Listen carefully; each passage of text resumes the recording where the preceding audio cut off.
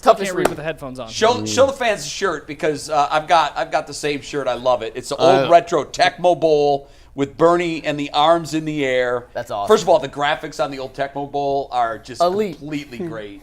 Yeah, I gotta say, repping today the old school day from the great. Yeah, the dog pound days. Yes. Oh, the good old days. Hey, when they came out in the arcades in like 87, 88, and then we all tried to pretend we didn't have anxiety before games and stuff, and then the kind of handheld Game Boys came out, which today we're going to really show our age, but back in the early 90s having those. That's how you would handle your stress before the games, right? You'd see games playing, yes. Yeah, pretty cool. Got to start with Joe Flacco. Grade him on last week, and regardless of the DTR protocol, should he be the starter for at least this game? Well, I got to tell you, this guy sitting right here on my left, I'm just landing from a red eye right now, and talking of the Tecmo Bowl and see my old school picture here, this is not a shameless plug, because the only thing that got me more excited this week was seeing your texts in the download of talking about Joe Flacco and some of the plays. You're pumped about it. Oh, my God. It's going to be on the UCSS WKYC show tomorrow. We got Coach Bernie in the house. How he played in the game. And I like DTR, so let's not even get to, that second part of your question. How Joe Flacco played in the game. You're excited about this, Burns. Oh, my God. I love it. I'm genuinely excited.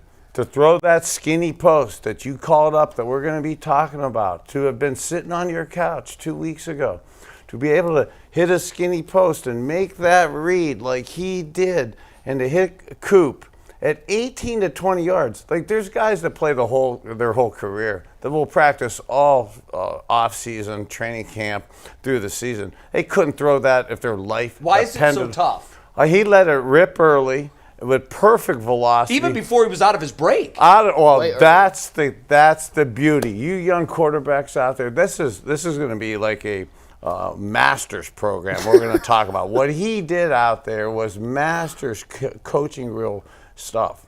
I mean, you go your whole life, there's guys that haven't made that throw and that read. Is it because they don't have the timing yet with the receiver? It was stunning to me that he made that throw, and they probably ran it a couple dozen times in all of their practice sessions combined. That's something that takes years of the same quarterback and wide receiver to develop. Hey, we talked about, it wasn't a shameless plug, that Joe Flacco and Dan Marino are two of the three quarterbacks to be in the playoffs their first 5 years in the NFL. Yeah. He's 18 years in the league. He's all the games he's won. He has a macro feel and sense for it. This is genius level timing on top of arm talent. That throw was, and I'm going to show my age here, but this is Troy Aikman, Picasso-like skinny post throwing, Dan Marino throwing timing, and here you are at 38 years old, ripping it out there on the skinny post to Coop in that first quarter. Forget the perfect spiral. The sense of timing to where you say on the board, we'll draw it up later with 18 to 22 yards. Even the good players get that typically at 21 to 24 yards, 25, where you start bringing in duress for the receiver and interceptions. I mean, for him to pull that off, the Harrison Bryant throw in that tight window like that, manipulating the Mike backer to move him just a shade. With his eyes, right? With his eyes, just a shade like that, and then to have the confidence to rip it in there.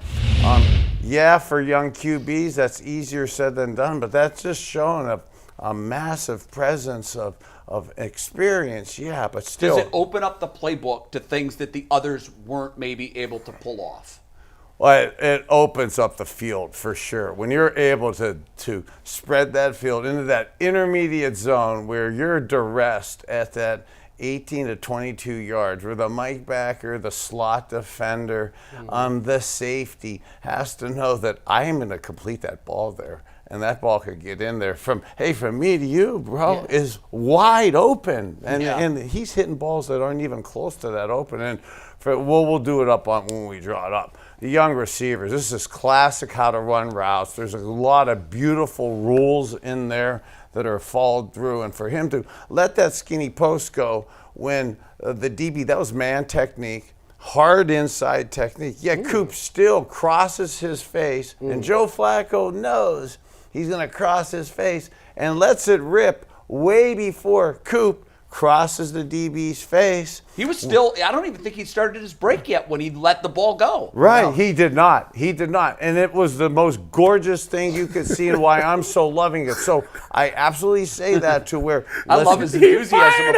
I love it. Because I got to tell you, I haven't seen you this excited about a Browns quarterback in a very long time. I haven't been. And I want to temper it with, it's supposed to be 20-mile-an-hour winds on Sunday. That's exactly what I was going to ask. Okay, it's going to be horrible weather. Yeah. We were in gorgeous L.A. I was sporting all the trying to be casual, looking good stuff. I was gorgeous. Let's throw in Picasso-like weather, okay? We're not going to get... But, we had his college coach on yesterday, and he said the reason he did so well in the draft, they made him throw outside, and he was throwing in high wind conditions. He grew up in it, and he dominated it, and the Ravens said, this is perfect for games in Pittsburgh and Cleveland. We're taking this guy because he can cut the wind. Yeah. Now, I know he's 38, not 22 now. Right, and again, it's to have that sense of timing and that sense of belief, okay, when there's massively windy conditions. That's harder to do. But actually where I was kind of going with that is tempering for the people that want to crucify him. That inside technique, skinny post that he threw like a Hall of Fame quarterback, okay? You can't throw it any better. Amari Cooper, you young receivers, you can't run that route any more gorgeous, okay? But and how they develop that sense of trust, and he lets it go, and it looks like that gorgeous play that I'm raving about. The same almost concept happens on that deep post later in the game. We're down 8 points. People are like, the interception? Yeah, how do you make that throw? How does that happen? Okay, you're having a sense of timing. You're trying to kind of guess. You're down 8. So many young quarterbacks who aren't winners, so many guys would take the check down. Hey, okay, I'm not going to take it. Look, we were about lost at that point in the game. We were down 8. With halfway through the fourth quarter, we needed to make a play. You want that play back, okay? But that's a guy trying to win, and that's that same kind of presence and experience.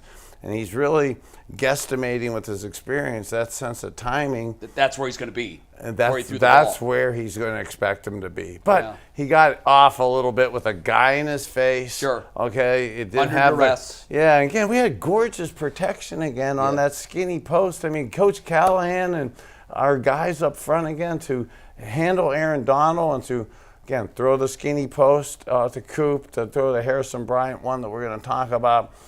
And again, 1 or 2 plays were off. That interception play was. But that comes with trying to be great like that and trying to win the game as opposed to just, he could have taken a check down there. Sure. One of the things you just mentioned, Bernie, is the chemistry between Flacco and the receivers. And he'd only been in the building for 2 weeks. To me, it's unfathomable they could have that chemistry already that quickly. But, you change teams, you had new receivers come in. How quickly can you actually develop that quarterback-receiver chemistry? Or is 2 weeks plenty of time and I'm just an idiot? Which I probably am an idiot anyway. But not the latter. 2 weeks is not plenty of time. But, maybe part of it too is, and I'm not trying to just pull this out of my backside, okay? But part of it too is you get a little stale from all the work the guys do, from OTAs, the off season, summer camp, mini camps, training camp, the beginning of the season. Sometimes you start hitting a lull. And when you bring in a new breath of fresh energy, an experience, a guy with that type of arm talent, it really kind of reinvigorates you and people. And I actually see, just like I'm reinvigorated. Man, I red-eyed it in here. I mean, today, I usually, sometimes you go through the motions on stuff like this. You feel like you're ready to play. Fired up. And I mean, I think you see, I'm not sure about ready to play, but I'm absolutely ready to talk about it. And I'm genuinely excited about doing it. I haven't seen you like this in a long time. And I could see this almost as reinvigorated of the cues in the receiver room. I mean, heck, if I'm a receiver and I know I could catch the skinny post. And here's the beautiful thing off of this with wind. When you know the skinny post with a DB who got inside technique, because I lust for fades and takeoffs, okay? Yeah, you loved him. Okay, so if I, okay, that you would have is killed my Tyvis. You would have torched Tyvis. Oh my God. No, he wouldn't, because he would have said something to me, and I would have said something back. Yeah, we'd be talking, but now you think about it. You got on film, a guy's gonna rip a skinny post when you know I got inside technique, and that guy was a full yard inside, knowing that, oh my God, tighten stance. I'm in a yard inside. I'm probably going to be set up for an out route, a bow out and stuff. Yep. Now they got the stones to cross my face and let it rip a skinny post. Boy, I'm running over top of you, too. It gets in the head of the defensive back. God, He's yeah. got you in circles. No, he wouldn't have. Let me ask you this, Bernie. But He'd have made that mistake one time. Yeah, but you know the game we be playing, though, right? Oh, yeah, I do. You know, and you know for like Jacksonville this week, I mean, look at Browning just threw up 34 points on these guys. The backup Q, the Jacksonville D's, that's in their head. They can't be thinking how sweet they are now. Trevor Lawrence is out. Sure. So, you know, you could really play the mental game with the Jacksonville DBs because they got to look at this on film. I know you said that Flacco took a shot, and he's got the onions to do it. His college coach told us yesterday, he kept referring to him as unique, unique, unique. I said, why? And he quickly answered, he's not afraid to fail. Yeah, he's not afraid to fail. But I'm going to be devil's advocate, and I know that he had a shot, he took a shot. It was an 8-point game. However, what I was looking for in that moment was you need a long, sustained drive. There's 6 minutes to go. At that point, it wasn't 8 points, was it? At the time of the interception, I think it was a 1 point game. It was a 1 point game. The next drive, it was 8 points. On that drive, there was 6.5 minutes on the clock. The Browns' previous drive was a 75-minute sustained drive, 75-yard, 7-minute sustained drive that went for a touchdown. When we came up with the 3 and out, I said, okay, this is playing out perfectly for the Browns. What they need now is a time-consuming field drive that doesn't even end in a touchdown. They just get in field goal range, kill the 6 minutes, kick the field goal, go home with the win.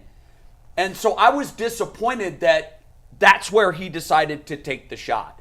I just thought slow and easy wins the race. Get down there, get in the position, and kick the field goal. But they were in a pass-first mode all day. I think what was the distribution, 44-23? Yeah, I think. Pass to run. I don't know how this team can win that way, 44-23. So I don't disagree with you on those points. And again, we want to play back. So as a quarterback apologist, and I am on Joe Flacco's bandwagon. I love it. I love it. I'm not even his marketing guy. Okay, you should be. But you want it back. Yeah. Okay.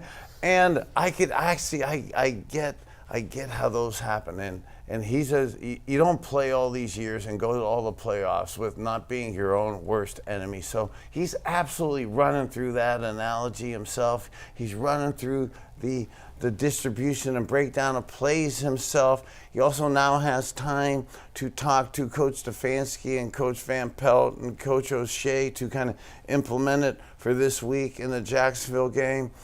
It was gorgeous out there. The weather was so ripe for throwing. Aaron Donald, and that was decently handled during the game and that. So we talked about this in the Denver game with DTR. We wanted probably more running plays in that game. Okay, I love Coach Stefanski and that. It was gorgeous weather, but we could have probably wanted more running plays. Do you think they run it more moving forward? Because it's 2-1 pass to run the last 2 weeks. So I'm looking as the positive guy right here. We set on film 2 games where we're throwing 60 to 65% of the time. So our breakdowns for the data analytics that the Jacksonville Jaguars are doing on us is a pass-centric team. So we'll have those analytics. Hopefully they're going to play pass coverage against us. So help me God, we already talked about the wind, the weather, and the possible rain on Sunday. Please, Lord, let's run the ball more, Joe. I love your arm. Let's strategically rip them fades, skinny posts, and let's come to the game running, because Jacksonville now, with Trevor Lawrence out there, they're going to be trying to manipulate and game manage the game. Let's not give them a shot, and let's take it to them. Now, when they showed the Jacksonville's defensive ranks, they ranked 30th in pass and I think 6th in rush defense. Now, what I know about Kevin Stefanski is he likes to pass to open up the run. He did the same thing in Denver. Denver was the worst rush team, but yet he still threw the ball. Do you think that still carries on this game, or you still think they should just continue to run the ball then pass, or you think they should play the pass and then open up the run? So I like to go against what I've been doing on film. So my last 2 games, whether we all agreed with us throwing the ball a lot, okay, but in the Denver game and in the Rams game, we threw the ball excessively a lot. So on film, Jacksonville sees excessively a lot. So I really want to run the ball early. Okay, I want to run the ball early. Is it one of those things where you don't care what the defense does? Like right now, I go the first 15. What you do is run. This is about us. It's December now. November is positioning month. Okay, December, it's winning month. It's about us. I could win. Okay, you're the top 5, top 10. You're the 6th. Okay, good for you. We're gonna find out. Okay, we're gonna find out early Sunday. They're gonna see passing on our stats. They're not gonna really be sure. We don't overly talk about what we're gonna do. But with that, I would really take it to them more in the running game. Bernie, you were in LA for the Rams game, and I know SoFi is a beautiful stadium, but you were posting pictures on your Twitter hanging out with all the coolest kids in LA. There was one, you were with MGK, you were with all the former Browns. Who was the coolest person you got a chance to chat with? Well, I wish the game would have went a little better, but the Browns fans, the Southern California Browns backers, God, you guys matter. You're awesome. Everything you did out there for us. What was the crowd, Browns to Rams? Was it predominantly Browns? It was more Browns fans and stuff. I kind of love how sports guys kind of like these being musicians, and kind of the musicians kind of like wanting to be the sports guys. So to be with Colson, MGK, and Flavor Flav, and you met Flavor Flav? Flavor Flav. I didn't see that picture. He was pretty cool. Did he have the clock on? He had the clock. I'll tell you what. I know, but like to see it in real life, like that's the clock. And 2, man, I was honored. Okay, I was honored and humbled. And I ain't just saying it to look good on TV. And with me and Eric Metcalf, man, he was so respectful. He was like, man, I'm with Legend. He was. You're his era. That's awesome. He was calling us. I'm like, no, we're honored to be with you and stuff. And That's great. And then the next day to have, I've spent a lot of years with the great Darius Rucker from Hootie and the Blowfish. So he got his Hollywood Walk of Fame on Monday. Cool. So I was honored to be at the ceremony on Hollywood Boulevard. Being part of that ceremony. That's awesome. How can I hang with you for? Bernie's the coolest guy. I need to hang out with Bernie for just a week. He's got the contacts. Yeah. All right, when you look at Jacksonville, obviously the quarterback game is going on with both head coaches. It's unlikely that you're going to play 6 days later on a high ankle sprain. And it's also unlikely that DTR is going to, fly out of protocol with a cape and start. It's conventional wisdom tells us that it's going to be Beathard against Flacco. What's the biggest concern that you have from this Jacksonville team, knowing that it's likely not going to be Trevor Lawrence, and also Kirk is out for the season, so they're also down their top wide receiver? How does that look to you? So I love Doug Peterson, was my teammate, roommate, one of my brothers at the Miami Dolphins in the mid-'90s. Dougie Fresh, I love you. You're an amazing, awesome coach. 5 minutes, Dougie Fresh, you're on. And he is an awesome man and human, on and off the field and stuff. I take zero, and it's awesome. We're talking about some of the cool people I hung out with. Some of the coolest things I did last week, it was the spiritual healing and retreat that I'm doing. So now is you're trying to get healing and have that kind of mode with that. I don't take any consolation in Trevor Lawrence or Kirk being out. No. But this is just about football, and we're talking about just what do I think about the W or the L on Sunday. And again, I don't want to go from this solemn seriousness, but I will go almost to my happiness that Joe Flacco played, because that's damn well happy, and it really helps out for us right now. Sure. So, one of the concerning things that I took out of the Rams thing that we all probably should have knew, but our defense so awesome, at home, first in the league, but we were 30th on the road, and it kind of showed up. Unfortunately, those last 2 weeks in Denver and in LA. But heck, that's the past. It's now about the present. We're at home now. Bethard here. It's not Lawrence. Now crowd noise is an issue. And Ward should be back. So having Denzel back, having the home crowd, our defense is the #1 rated defense at home.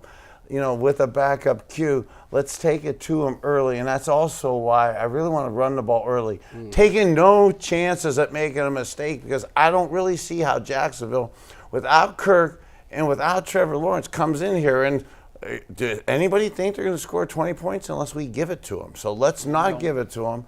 Let's take it to them early, and let's physically start dominating, because they will wear down. Coach Callahan has wore down everybody's D-line. Yeah.